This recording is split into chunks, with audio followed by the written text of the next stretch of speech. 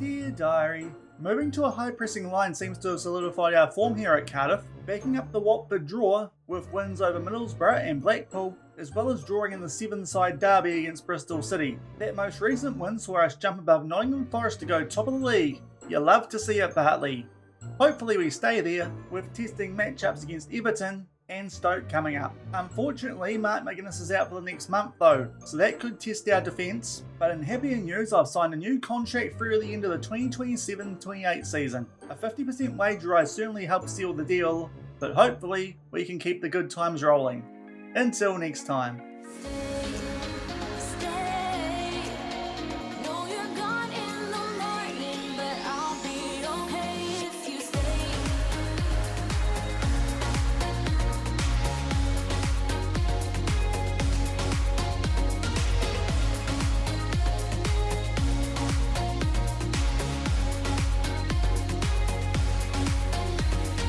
Hello everyone and welcome to episode 48 of FMOE here at Cardiff City on Shaun Does FM. I hope you are doing well, and coming up today to end this week on the channel, we have two quite tough games potentially in the Championship, both at home as we take on Everton, relegated from the Premier League last season, and off the back of that we take on Stoke City. So if you are looking forward to today's episode, then do remember to go down below, leave a thumbs up on the video, and if you haven't done so already and have been enjoying this series here on the channel, also remember to hit that subscribe button and turn that notification bell on as well.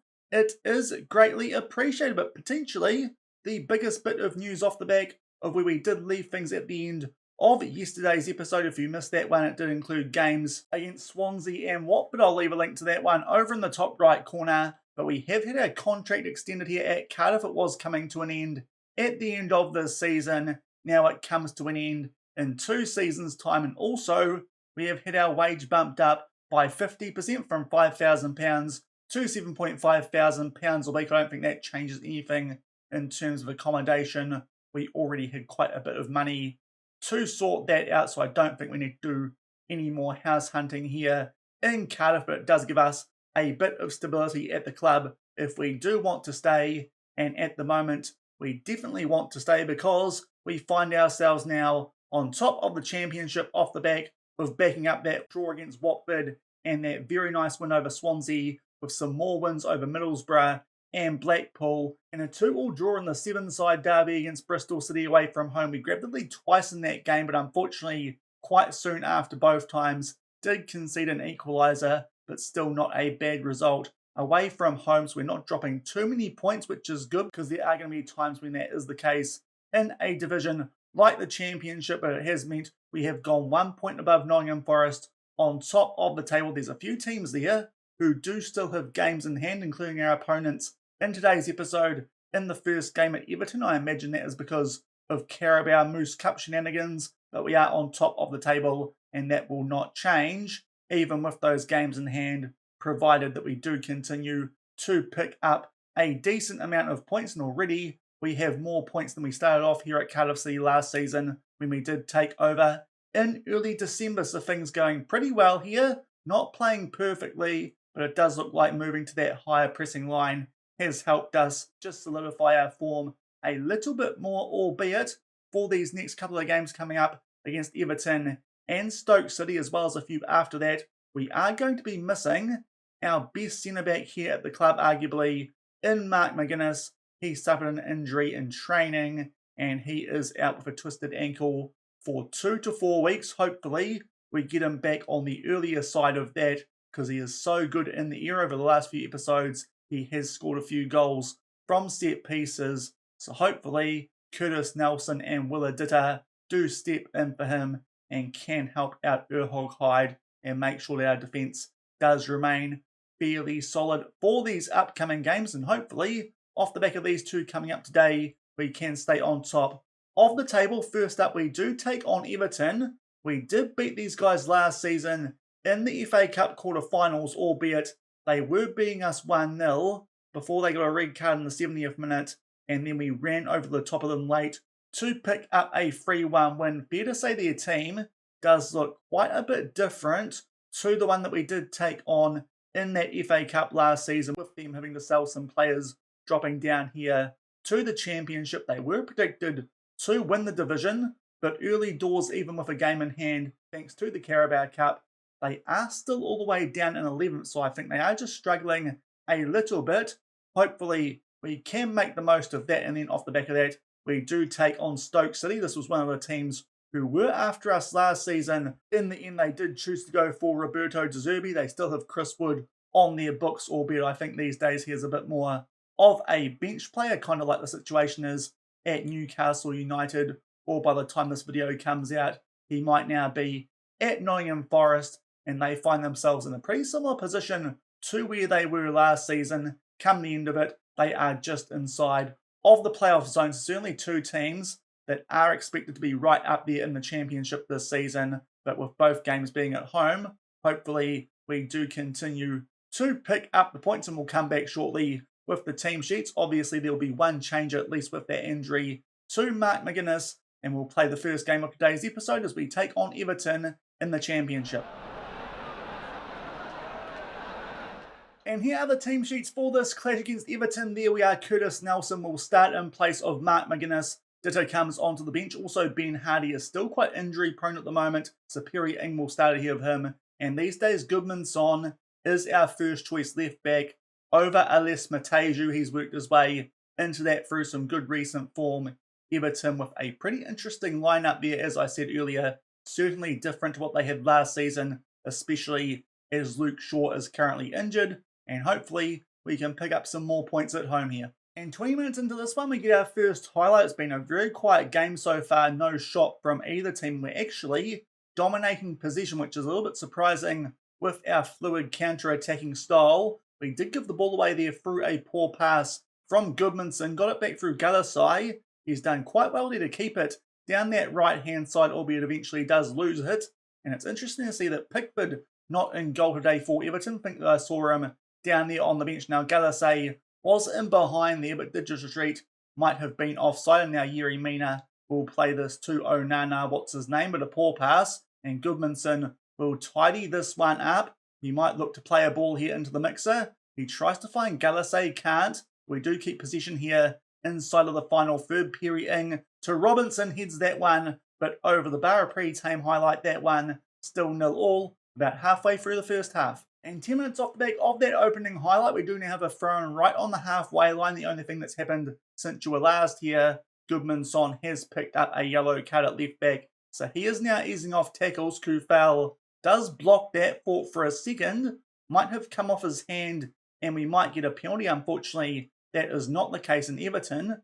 Do keep the ball here. Harrison looks like he might just try and exploit Goodman-Son here. He well and truly overruns it. Giovanni Simeone heads it home, and apparently he's onside, so it is going to be 1-0 Everton here at the half-hour mark, and this one might go similarly to that FA Cup quarter-final last season, albeit hopefully Everton this time also get a red card and collapse late. Maybe our right back there, Perry Ing, is playing on Simeone, but our centre-backs certainly did not pick him up off the back of that good work there from Harrison, and Goodmanson overrang that. Indeed, Perry Ing was playing him onside, so we go 1-0 down here at home. And only a few minutes shy of half-time, we do have our next highlight as a goal kick in our favour, but Everton do win that one in the air. Nelson did win it back for us, but a bit loose from us there. We do lose possession, but to and fro there, but Everton do keep it, and Kufal starts to make his way down this right-hand side, but thankfully Goodmanson is there to tidy things up. Bit of a hack away that from Mexado, but we are going to get it back there through Colwell. He will find Galasay down the right in a touch of space. Puts the ball into the mixer. Surely Marco Brum will tap that home. He does. He was on a bit of a rating there, where we might have had to think about taking him off for a today at half-time, but that goal probably saves him for the second half, and we do grab an equaliser right before the break. Lovely bit of work that from Galasay to play that ball, a nice curved one for Marco Brun to tuck away into that bottom left corner, and that does mean that we should go into the sheds locked up here at 1-1 thanks to that goal from Marco Brun. In terms of stats, we are just edging things, albeit, as I said, by the time the first highlight happened, it has been a pretty quiet game so far. We might make a few changes though at the back, because Nelson's on an average rating. We do have one of our new signings in Ditter on the bench, quite similar in terms of his star rating at centre back, and also probably a good idea here to take Goodmanson off on that yellow card for Mateju. So we'll make those two substitutions here at halftime. And also, Ruben Cole's actually not going that well on a 6.5. Aaron Molinos has been going quite well so far this season as well, so we'll give him some game time off of the bench, and hopefully those three changes might just spur us on a little bit more in the second half. We'll get things back underway, locked up at 1-1. And it hasn't taken too long for us here to get the first highlight in the second half. It's a free kick for Everton. Somehow that one sneaks its way through to Lucas Moura. He prods that one home, and early in the second half, we go down again here at home, and maybe this time Everton are going to pull off a win. Harrison put this into the mixer. Yerry Mina got a flick on there.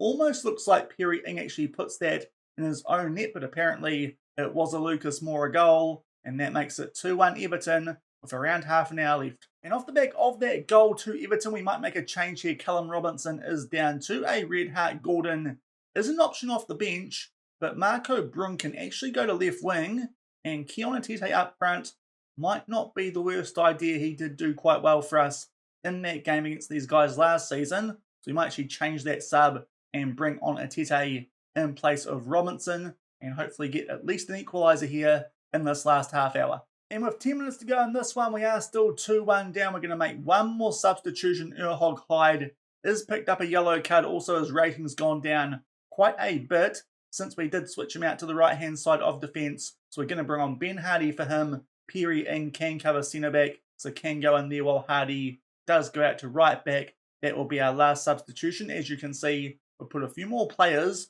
on some more attacking duties since you were last here, and hopefully that does help us grab an equaliser late in this one. And we're just about to enter injury time in this one. It's been a very even game in terms of stats, but unfortunately, we haven't really shown up in this one as much as we have in most games so far this season. And I think that's one of our first defeats at home in quite a while. We certainly don't have it happen too often to us here at Cardiff City, but those goals through Simeone and Lucas Moura dooming that Everton are going back to Merseyside with all 3 points. We didn't play as well as we can, but certainly that game was quite even, but Everton looked like they did have the better chances with the XG that they did create in that one, and that does mean just after we do grab top spot in the league, we are going to relinquish that to Hull City of all teams, but hopefully we get a chance to go back up there shortly as we take on Stoke City.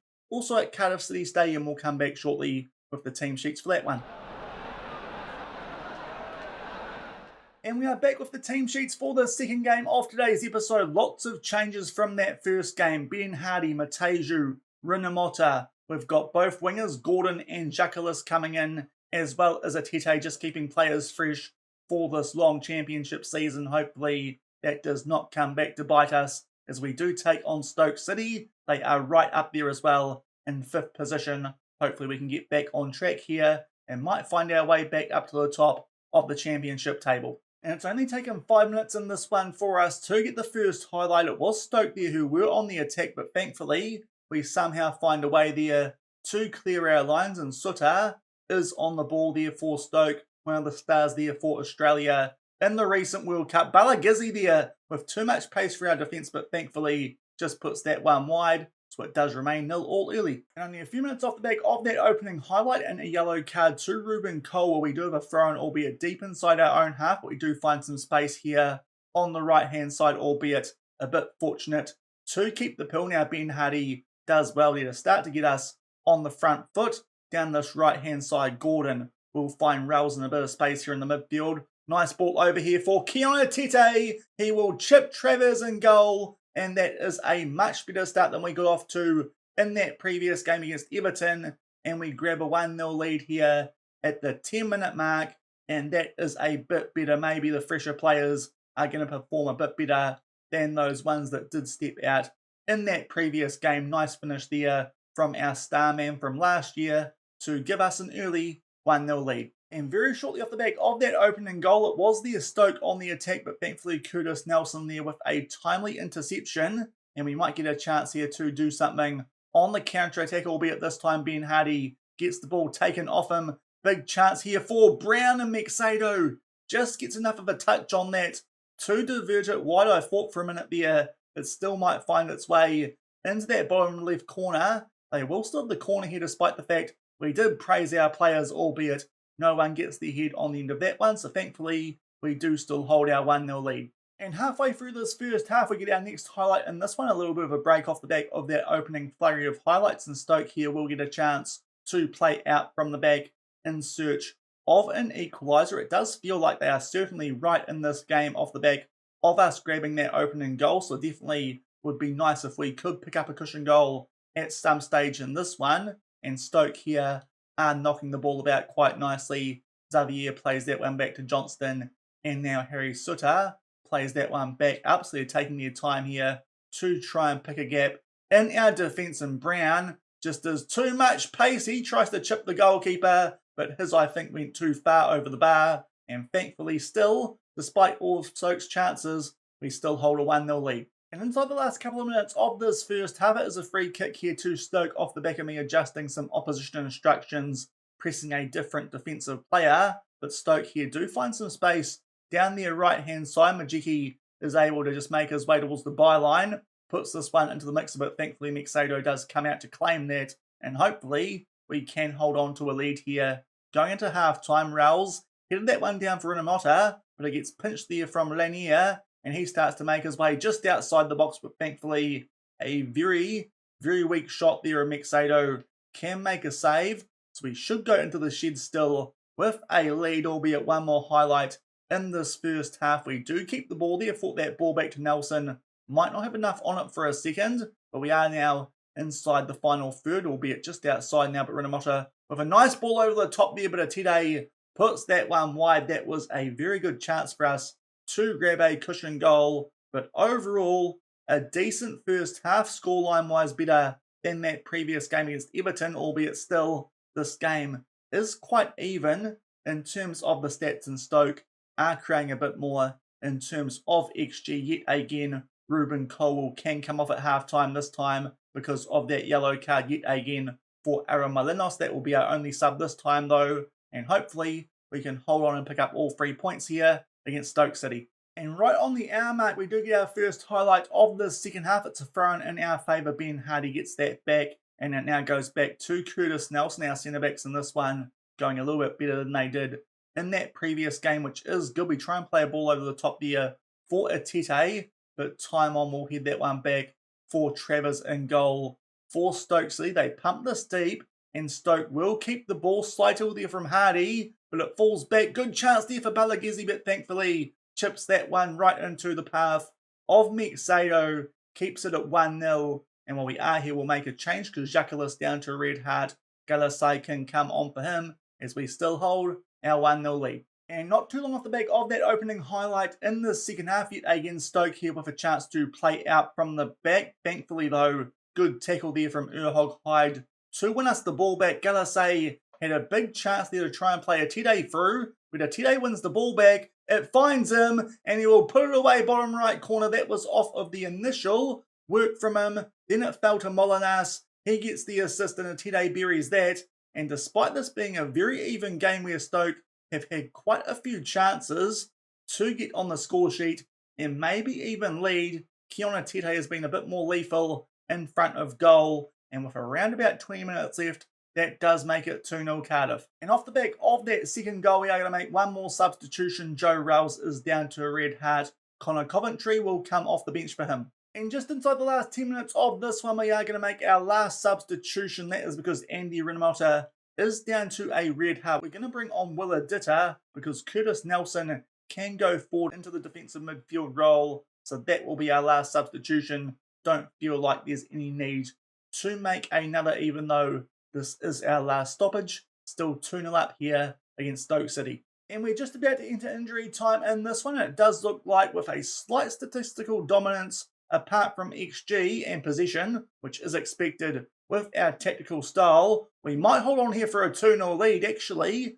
not a bad effort there from Atete from close range. Could have actually got his hat trick, but it goes straight into the path of Travers in goal we might be getting a bit of a pointless end highlight here, but potentially this result could see us jump back to top of the table. At the very least, we'll make sure we do not lose any ground in that race, which is good off the back of that defeat in that first game of today's episode. And also, we get back on track for our form at home, which so far has been pretty good since we have been in charge at Cardiff City. In the end, as I said, quite an even game, but Stoke with less shots, less on target. But to be fair, they had some quite good chances. The XG was quite high, but thankfully, Keona Tete got a start and made the most of it today. And we do pick up a 2-0 win. And we'll see what that does to the championship table. And Hull City have dropped points there, losing to Bristol City.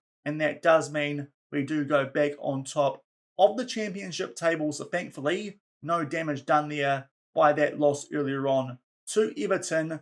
Things remaining pretty similar to how we started in today's episode, off the back of that 2-0 win at home over Stoke City. And back in the inbox off the back of those two games in today's episode, unfortunately we did suffer a defeat there to Everton. Never nice losing to those guys, but thankfully we did get back on track with that win over Stoke City. And that does mean we are back on top of the championship as well, albeit still quite a tight race, especially with teams like Sunderland and Everton, as well as QPR, having games in hand. So hopefully we continue to pick up points and can stay right near the top of that table, but certainly putting ourselves in a good early position here at Cardiff City this season, which is nice considering where we did pick things up when we did take over here last season, and also good to see we can still pick up some wins without the likes of Mark McGuinness, who is going to be injured for a little bit longer. But that will do it for today's episode. As I said, some mixed results. We do stay on top of the championship table. If you did enjoy that one, then do remember to go down below, leave a thumbs up on the video, and if you haven't done so already and are enjoying this series here on the channel, also remember to hit that subscribe button and turn that notification bell on as well. We will come back at the start of next week in the month of November. The obvious game that stands out there is that second one, as we do take on, at the moment, second place Nottingham Forest at home. And between now and then, we are playing West Brom and Rotherham, two teams who, even though we do play them away from home, I would expect us to pick up some points from those games. Definitely want to take on Nottingham Forest, as they did, remember, also come after us last season, and they had a massive transfer budget as well, so no surprise to see those guys up near the top of the championship table. And the other game we might play, we will see how things go, whether we jump forward a little bit and take on Sunderland, or just do a back-to-back doubleheader at home and show you guys Sheffield United. We'll see how we feel and what games we do show you guys in the month of November to go alongside that Nottingham Forest one. So those are the options we will have come the start of next week. So until then, thank you very much for watching. Keep on keeping on, and I'll see you then. Cheers.